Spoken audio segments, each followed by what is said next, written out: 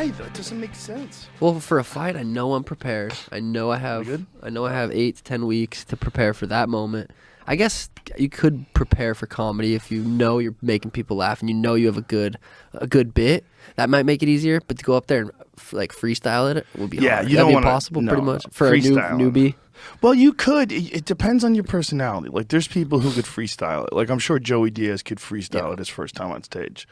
It's just all in who you are. Like, I can't. I prepared my shit for months in advance. I even recorded it on a little tape recorder and played it back and listened to it.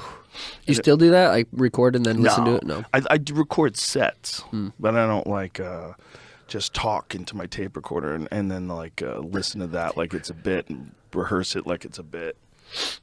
Yeah, comedy would... I can watch it. I just don't know if I could ever do it. I feel like I'm a funny person. Like when I'm around my group of friends, or like around like comfortable people, like I feel like I can make people laugh. But sometimes when I get really high, I feel like I have good bits. Yeah. Like and I'm like, how could you? And then I'll tell someone after I'm not high, and I'm like, yeah, that was not it. But when you're in the moment, maybe you could have figured out how to translate it. The problem is when you're sober, then you're reading like, what the fuck was I saying? I do that all the time. I have notes on my phone, so I like if I'm out and I just have a crazy idea, I'll write it down on my phone, and then I'll go look at them the next day to see if I mined any gold. I'm like, what do I got? What do I got? But so many times it's like, what the fuck are you saying? Yeah, no, I like the way you talk about it though. I think it was even one of the recent podcasts you're saying it's just like such an infant when you have an idea, and then you slowly kind of add to it until it's like the whole bit. But you never know, because sometimes they come out like full grown. Yeah. Sometimes it just pop out of your head. You just have an idea. That's fucking funny. It's like a full grown idea, but not always. They're all different. It's a tough job. I have a weird theory about ideas. It's not substantiated, nor do I expect it to be taken seriously. But I think ideas might be life forms. I think we're very limited in the way we think about life forms. We think of life forms as something that breeds and something that, grows in the ground or whatever. That's what we think of life forms. But if you think about every fucking thing on earth, everything, this microphone I'm talking to, the airplane that got you here, the sneakers that are on your feet, every fucking thing came out of an idea. An idea got into a person's mind, and then that person made that idea. And we're like, people are so creative, and we certainly are. But where the fuck are these ideas coming from? These ideas that manifest themselves in the form of physical things like televisions and automobiles and cell phones. What is that? So you think they could just be floating around in different dimensions? Maybe if we were on some kind of drugs, we could see certain ideas floating around. You can grab that one, put it in your mind. It might be that way. It might be that your mind tunes in to these things that are out there. And like the more you can tune in, the more successful you'll be, right? So the more you'll have an incentive to tune in and make more stuff. Interesting. And people are rewarded for being successful and making stuff out of ideas. Yeah. Fucking weird, right? I mean, fuck, yeah. Like, where are they coming from? We're just the most important thing that human life has ever had is ideas. Yeah. Because those ideas turned us from these primates living in the jungle, like regular animals, to someone who lives in a fucking apartment building on the 32nd floor and has Wi-Fi. That's what turned us into that. Ideas. Yeah, it's fucking crazy. It might be life forms. Yeah, I feel like I have very few brilliant ideas. Good, thank God for the people that do figure out the important shit. We need a lot of people to think up important shit. I have a joke about that. You remember those folks that got trapped on that island?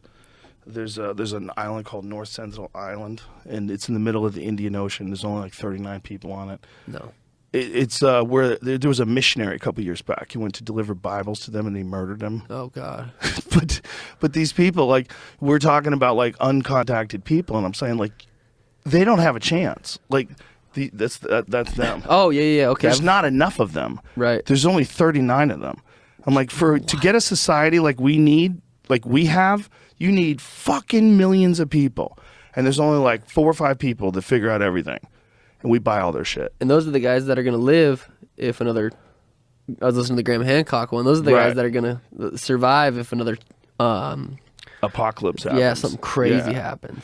yeah, we're not going to make it. No, I they're not going to miss a beat. No, yeah. They're out there with bows and arrows, hunting and fishing and living off the land, and they've been doing that for thousands of years. They're going to be fine. Yeah, I feel like such a bitch when I think of those guys. So like, I'm so helpless. Like I can whoop someone's ass, but it like doesn't really mean much when it comes down to it. But you could do it. You could do exactly what they're doing if you were thrust into that situation. 100%, 100%, dude.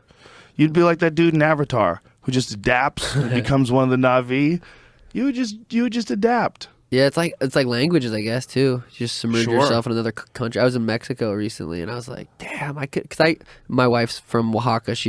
Her first language is Spanish, and like, so I've been with her for like 7 years, so I've learned a little bit. So I was trying to speak it there, but I was like, damn, I feel like I could learn it if I was here for like 3 months. If I'd just be speaking it. Yeah.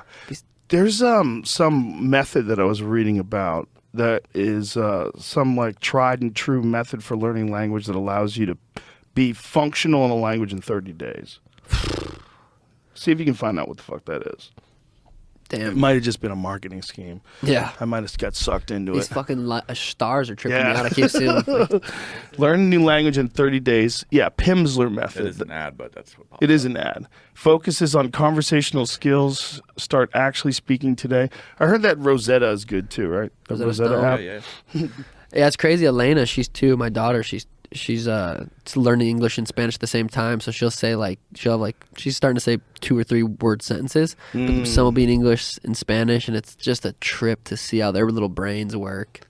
It's supposed to be really good for child's development to be learning languages simultaneously. Yeah, Danny's mom's our full-time nanny, and she only speaks Spanish. So and she's with her Monday, Wednesday, Friday, and then sometimes on the weekends.